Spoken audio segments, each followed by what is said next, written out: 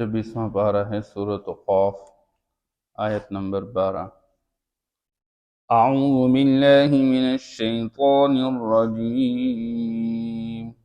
بسم اللہ الرحمن الرحیم۔ كذبت قبلهم قوم نوح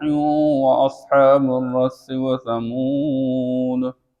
وعاد وفرعون وإخوان لوط۔ صدق اللہ العظیم۔ اللہ جل شانہ پچھلے لوگوں کے حالات بیان فرماتے ہیں، اور اس سے مقصود دو باتیں ہیں۔ ایک طرف آپ صلی اللہ تعالی علیہ وسلم کو تسلی دی جا رہی ہے، دوسری طرف جو مشرکین مکہ تھے، اہل مکہ کو ڈرایا جا رہا ہے، تخویف ہے۔ تو تسلی برائے پیغمبر اور تخویف برائے اہل مکہ، چونکہ آپ صلی اللہ تعالیٰ علیہ وسلم دیکھتے رہیں کہ یہ لوگ مجھے جھٹلا رہے ہیں۔ میں ان سے کہتا ہوں کہ اللہ پاک انسان کو دوبارہ زندہ کر کے اس کے ساتھ حساب و کتاب کرے گا، پھر جنت اور جہنم ہے، لیکن یہ لوگ اس بات کو ماننے کے تیار نہیں، الٹا مجھے جھٹلاتے ہیں کہ کیسے زندہ کیا جائیں گے۔ اللہ پاک سمجھانا چاہتے ہیں کہ اے میرے نبی، آپ غمگین اور پریشان نہ ہو۔ یہ صرف ان کا خاصہ نہیں کہ یہ لوگ آپ کو جھٹلا رہے ہیں، ان سے پہلے بھی جو لوگ دنیا کے اندر آئے انہوں نے بھی وقت کے انبیاء علیہ السلام کو جھٹلایا تھا، حالانکہ انبیاء علیہ السلام یہی بات سمجھاتے تھے کہ بھائی موت کے بعد دوبارہ زندگی ہے اور قیامت واقعہ ہو جائے گی، اور موت کے بعد جب دوبارہ اٹھایا جائے گا تو تم سے حساب و کتاب لیا جائے گا، لیکن وہ لوگ بھی اپنے وقت کے انبیاء علیہ السلام کو جھٹلاتے رہے۔ دوسری طرف سمجھایا جا رہا ہے کہ اے اہل مکہ، تم تو اس نبی کو جھٹلاتے ہو، اگر تم باز نہیں آؤ گے تو تم سے پہلے بھی لوگوں نے جھٹلایا ہے، تو جیسے انہوں نے انبیاء علیہ السلام کو، رسولوں کو جھٹلا کے ان کا انجام تباہی و بربادی اور ناکامی رہی، تو تمہارا انجام بھی تباہی و بربادی اور ناکامی ہے۔ اس لیے اللہ فرماتے کذبت قبلہم قوم نوح، ان سے پہلے جھٹلایا نوح علیہ السلام کی قوم نے۔ نوح علیہ السلام اپنی قوم کو سمجھاتے رہے، اور کیسے سمجھا چکے؟ قال رب انی دعوت قومی لیلا ونہارا، اللہ میں تو صبح شام ان کو پکارتا ہوں، ان کو بلاتا رہتا ہوں آپ کی طرف، ان کو دعوت دیتا رہتا ہوں۔ فلم یزدہم دعائی الا فرارا، جب بھی میں ان کو دعوت دیتا ہوں تو یہ بھاگتے رہتے ہیں۔ اور پھر حضرت نوح علیہ السلام اپنی کارگزاری جو اللہ کے سامنے بیان فرماتے ہیں کہ اللہ میں نے ان کو چپکے چپکے سے اور کھلا ہر اعتبار سے ان کو دعوت دی، ان کو سمجھایا، لیکن جب میں دعوت دیتا رہتا ہوں جعلوا اصابعہم فی آذانہم، تو یہ اپنی انگلیاں اپنے کانوں کے اندر ڈالتے، میری بات سننے کے لیے بھی تیار نہیں ہوتے۔ لیکن انجام کیا ہوا؟ اللہ جل شان نے آسمان کو حکم دیا، اس نے اپنا پانی شروع کیا، اور زمین کو حکم دیا، زمین نے اپنا پانی کھول دیا۔ اتنا پانی دنیا کے اندر آیا کہ پہاڑوں تک پانی پہنچ چکا، اور لوگ سارے کے سارے اس میں غرق ہو چکے۔ اللہ نے اس سے پہلے نوح علیہ السلام کو فرمایا تھا کہ ایک کشتی بنا دو، اس کشتی کے اندر آپ اور آپ کے ساتھ جو ایمان لانے والے ان کو سوار کر دو، اور دنیا کے اندر جو باقی مخلوقات میں ہیں ایک ایک جوڑا اپنے ساتھ ڈال دو۔ تو اللہ نے ان کو بچا دیا۔ اس دن نوح علیہ السلام کا اپنا نسبی بیٹا جو نوح علیہ السلام پر ایمان لانے والا نہیں تھا، وہ بھی اللہ پاک نے غرق کر دیا۔ لا عاصم اليوم، آج کے دن بچانے والا کوئی نہیں ہے۔ اس لیے اللہ سمجھا رہے ہیں کہ نوح علیہ السلام کی قوم نے نوح علیہ السلام کو جھٹلایا، انہی باتوں میں نوح علیہ السلام سمجھاتے رہے۔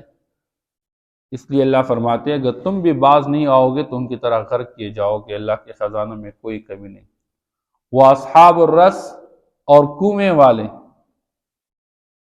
یہ کچھ لوگ تھے، ان کے بارے میں آتا ہے ایک رائے امام بیضاوی رحمہ اللہ، یہ مفسر ہے، قرآن کے تفسیر لکھ چکے ہیں، تفسیر بیضاوی عربی زبان کے اندر ہے۔ ان کی رائے یہ ہے کہ یہ انطاکیہ میں ایک کنواں تھا، وہاں پر لوگ آباد تھے، اور انہوں نے نبی کو جھٹلایا تو اللہ نے ان کو عذاب دیا تھا۔ دوسری رائے یہ ہے کہ اللہ جل شان نے صالح علیہ السلام کے ساتھ جن لوگوں کو عذاب سے بچا کے رکھا تھا اور بعد میں وہ آباد تھے، تو یمن کا علاقہ حضرموت ہے، وہاں پر یہ لوگ آباد تھے، وہاں پر یہ کنواں تھا اور وہیں پر یہ لوگ آباد تھے۔ اس کے بعد اللہ پاک نے ایک نبی ان کی طرف بھیجا ہوا تھا، لیکن ان لوگوں نے نبی کو جھٹلا کے اس نبی کو شہید کر دیا تھا، اللہ نے پوری قوم کو تباہ کر دیا تھا۔ بہرحال اصحاب الرس سے مراد کنویں والے ہیں، وہ سمود، اور اس سے مراد قوم سمود ہے جنہوں نے حضرت صالح علیہ السلام کو جھٹلایا تھا، اور کیا کہا تھا؟ انما انت من المسحرین، او بھائی تو کیا باتیں سمجھا رہا ہے، لگتا نہیں ہے کہ تجھ پر جادو کیا گیا ہے تو ایسی باتیں سمجھا رہا ہے ہمیں، اور تو ہمارے جیسا انسان، ما انت الا بشر مثلنا، اور تو پیغمبر بن کر آ کے کہتا ہے جی میں اللہ کی طرف سے بھیجا گیا ہوں اور ہمیں سمجھا رہے ہو۔ تو حضرت صالح علیہ السلام کو اس کی قوم نے جھٹلایا، اور کتنا جھٹلایا، اللہ نے ان کی فرمائش کے مطابق ایک معجزہ بھی ان کو ہاتھوں صادر کیا، اور جی اگر آپ واقعی اللہ کے پیغمبر ہیں، ہمارے لیے اس پہاڑ سے اونٹنی چاہیے، اور وہ جو اونٹنی اللہ پاک نے دے دی ان کو، کذبت سمود، تو قوم سمود نے جھٹلایا حضرت صالح علیہ السلام کو، اور پھر وہ جو اونٹنی تھی ان کو، جو اللہ جل شانہ کی قدرت کی نشانی تھی، اس لیے ناقۃ اللہ اس کو کہا جاتا ہے، اللہ جل شانہ کی اونٹنی مراد جس سے اللہ کی قدرت کی نشانی کے طور پر جو اونٹنی اللہ نے پیدا فرمائی، اس کو انہوں نے اس کے پاؤں کاٹ ڈال دیے، اس لیے اللہ جل شانہ نے ان کو پکڑ لیا اور ان کو تباہ و برباد کر دیا۔ اسی طرح وعاد، قوم عاد ہیں، قوم عاد نے حضرت ہود علیہ السلام کی بعثت ان کی طرف ہوئی تھی، اور ہود علیہ السلام بھی ان کو سمجھاتے تھے کہ بھائی قیامت قائم ہونے والی ہے، موت کے بعد دوبارہ زندگی ہوگی، اس کے لیے تیاری کر لو، ورنہ جہنم کی ہمیشہ ہمیشہ کی ناکامی کی زندگی کا سامنا کرنا ہوگا۔ تو اس کو کہتے تھے ان نقول الا تراکا، اور جی اصل مسئلہ یہ ہے نا کہ یہ آپ پر جو اثر ہو چکا ہے نا، یہ آپ ہمارے معبودوں کے بارے میں برا بلا کہتے رہتے کہ یہ کسی کام کی نہیں ہے، تو یہ انہوں نے آپ کو برباد کر رکھا ہوا ہے، ان کا اثر ہے تم پر، اس طرح تم باتیں کرتے رہتے ہو جن کی کوئی حقیقت نہیں ہے۔ اللہ نے ان کو بھی تباہ و برباد کر دیا، اور اللہ جل شان کے خزانوں میں کوئی کمی نہیں تھی، کسی کو اللہ نے ایک چیخ کے ساتھ، اور کسی کو اللہ جل شان نے ہوا کے ذریعے سے جیسے ان کو ہلاک کیا۔ اللہ پاک نے ایسی ہوا چلا دی کہ جیسے آج ہم تیز ہوا میں دیتے کہ پلاسٹک اوپر کی طرف چلے جاتے، ایسے انسانوں کو اللہ نے اوپر اٹھا کے زمین پہ مارا اور مردار پڑے رہے۔ وَإِخْوَانُ لوط، اور لوط علیہ السلام کے بھائیوں نے، لوط علیہ السلام کی قوم مراد ہے، انہوں نے لوط علیہ السلام کو جھٹلایا تھا، اور لوط علیہ السلام کی قوم وہ جو ان کو جھٹلا چکے، کہنے لگے او جی یہ بڑے پاک باز بن کر آئے رہتے ہیں اور ہمیں سمجھاتے رہتے ہیں، اخرجوہم من قریتہم، ان لوگوں کو اپنے بستی سے نکالو بھائی، اس درجے جھٹلا چکے کہ ان کا وجود بھی اپنے ساتھ برداشت نہیں کر سکے، لیکن اللہ جل شان نے ان کو بھی تباہ برباد کیا۔ یہاں پر علماء بعض حضرات کی رائے ہے، مصر کے ایک عالم نے یہاں ایک بات کی ہے کہ اخوان لوط کہا گیا، قوم لوط نہیں کہا گیا۔ قرآن مجید کے اندر بقیہ ہر جگہ قوم لوط کا لفظ آیا ہوا ہے، اور یہاں اخوان لوط کا لفظ آیا ہوا ہے۔ وہ فرماتے ہیں کہ قرآن مجید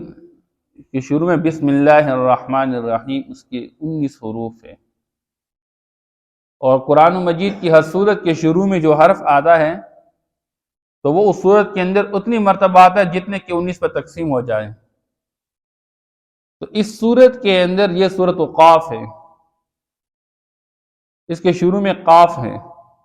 تو اس سورت کے اندر قاف یہ جو حرف ہے یہ 57 ٹائمز آیا ہوا ہے، 57 مرتبہ آیا ہوا ہے، اور 57 کا جو حصہ ہے یہ 19 پہ تقسیم ہونے والا ہے۔ اس کی اپنی ایک رائے ہے، تو اگر یہاں پر قوم لوط کا ذکر ہوتا تو قاف ایک اور ہو جاتا، اور یہ 58 مجھے پھر یہ 19 پہ تقسیم نہ ہوتا تھا۔ اس لیے بقیہ تمام جگہ قوم لوط کا ذکر ہے، یہاں پر اخوان لوط کا ذکر ہے۔ واصحاب الایکہ، اور جنگل والے، اس سے مراد قوم شعیب ہے کہ اللہ جل شانہ نے قوم شعیب کی طرف حضرت شعیب علیہ السلام کی بعثت فرما دی، جن کے اندر سب سے بڑی جو کمی پائی جا رہی تھی کہ ناپ تول میں کمی کرنے والے تھے، اللہ پاک نے ان کو پکڑ لیا تھا۔ اور جب اللہ نے پکڑ لیا تو اللہ نے کیسے پکڑا؟ بارش روک دی، لوگ پانی کے لیے ترس رہے تھے، بارش کے لیے ترس رہے تھے، اور پھر ایک دن اللہ پاک نے بادل بھیجا اور سارے لوگ باہر دوڑ کے جمع ہونے لگے کہ ابھی یہ بادل ہمارے اوپر پانی برسائے گا۔ اللہ نے اوپر سے پانی کی بجائے آگ برسا دی اور سب کو تباہ برباد کیا۔ تو جو اللہ وہ قدرت رکھنے والے ان کو تباہ کر چکے، اے اہل مکہ باز آ جاؤ اپنے اس تکذیب سے، پیغمبر کو جھٹلانے سے، ورنہ جیسے اللہ نے ان کو تباہ کیا تو تمہیں بھی تباہ کرنے پر قادر ہے، تباہ و برباد ہو جاؤ گے۔ وقوم تبع، یہ تبع نامی ایک شخص تھا جو خود تو مسلمان تھا لیکن اس کی قوم سارے کافر تھے، اللہ نے ان کو بھی تباہ و برباد کیا ان کو جھٹلانے کی وجہ سے۔ کل کذب الرسل، اللہ فرماتے ہیں جتنی اقوام کا ہم نے تذکرہ کیا ان تمام نے انبیاء علیہ السلام کو جھٹلایا۔ اس لیے اللہ نے ہر قوم کی طرف جو پیغمبر بھیجا ہوا ہے تو ان کی طرف ایک پیغمبر کی بعثت، لیکن ذکر اللہ نے یہ فرمایا کہ ان تمام اقوام نے انبیاء علیہ السلام اور رسولوں کو جھٹلایا۔ تو کسی قوم کا کسی ایک پیغمبر کی تکذیب کر لینا، جھٹلانا، ایسا ہے کہ تمام انبیاء علیہ السلام کو جھٹلا چکا۔ اسے کسی ایک پیغمبر کی توہین ایسے کہ جیسے کہ تمام انبیاء علیہ السلام کی توہین کر چکے۔ اس لیے یہ ہمارا عقیدہ ہے کہ آپ صلی اللہ تعالی علیہ وسلم خاتم النبیین ہیں، اللہ نے نبوت کا سلسلہ آپ پر ختم کیا ہے، آپ سے پچھلے تمام انبیاء علیہ السلام برحق، آپ کے بعد کوئی نبی نہیں آئے گا، اس لیے کسی ایک نبی کی توہین بھی قابل برداشت نہیں ہے۔ کیوں؟ تمام انبیاء علیہ السلام کا مشن ایک ہوتا ہے، ہر نبی کا کام یہ ہوتا ہے انسانیت کو اللہ کے ساتھ جوڑے اور انسانیت کو آخرت کی تذکیر کر لے، یاد دہانی کر لے کہ موت کے بعد تمہیں دوبارہ زندہ کیا جائے گا اور تم سے حساب و کتاب لیا جائے گا، اور میں جو دین لے کر آیا ہوا ہوں اس دین کا پابند بن کر اپنے آپ کو کامیاب بنا دو۔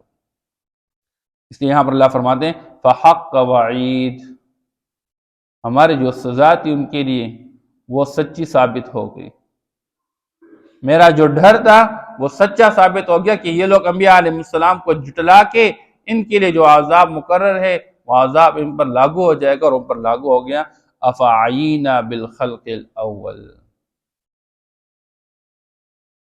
اللہ پاک تخویف کے بعد، اہل مکہ کو ڈرانے کے بعد دوبارہ سمجھا رہے ہیں اس صورت کا اصل دعویٰ کذالک الخروج، کہ تم دوبارہ اٹھائے جاؤ گے، اس کی طرف لوٹ رہے ہیں۔ اللہ فرما رہے ہیں افعینا بالخلق الاول، اے لوگو تم کیا یہ سمجھتے ہو کہ ہم دوبارہ پیدا نہیں کر سکتے؟ کیوں؟ اس لیے کہ ہم پہلی مرتبہ پیدا کرنے کی وجہ سے تھک گئے ہیں۔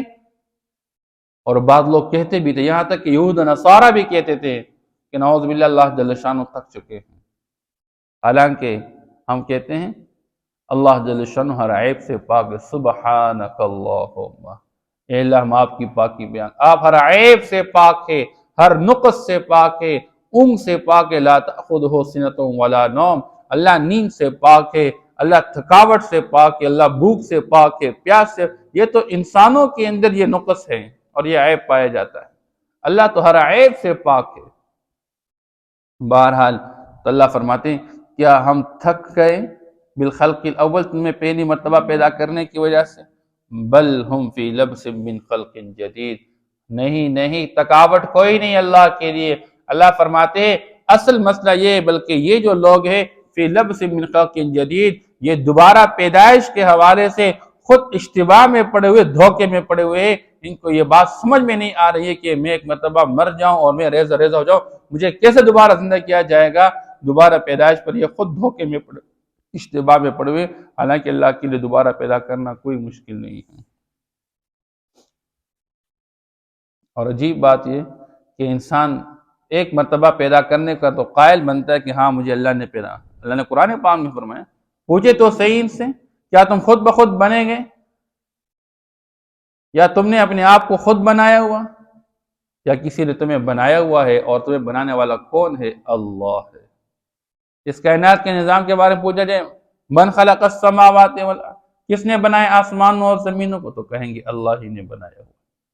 تمہیں پہلی مرتبہ پیدا کرنے پر تم قول کرتے ہو، قائل ہو، تو دوبارہ پیدا کرنے پر کیوں قائل نہیں بنتے ہو؟ کیوں تم دھوکے میں پڑے ہوئے ہو؟ كذبت قبلهم قوم نوح واصحاب الرس وثمود، اور جٹلایا ان سے پہلے قوم نوح نے اور کنویں والوں نے، وثمود اور قوم ثمود نے، وعاد وفرعون واخوان لوط اور قوم عاد اور فرعون نے، واخوان لوط اسی طرح لوط علیہ السلام کے بھائیوں نے یعنی قوم لوط نے، واصحاب الایکۃ وقوم طبع اور جنگل والوں نے، وقوم طبع اور طبع کی قوم نے، کل کذب الرسل ان میں سے ہر ایک نے جٹلایا انبیاء علیہم السلام کو، رسولوں کو، فحق وعید پس سچی ثابت ہو گئی ہماری سزا یا سچا ثابت ہوا ہمارا ڈر، افعینا بالخلق الاول بس کیا ہم تھک گئے پہلی مرتبہ پیدا کرنے کی وجہ سے، بل ہم فی لبس من خلق جدید نہیں بلکہ یہ لوگ نئی پیدائش سے دھوکے میں پڑے ہوئے ہیں، اشتباہ میں پڑے ہوئے ہیں۔ صدق اللہ۔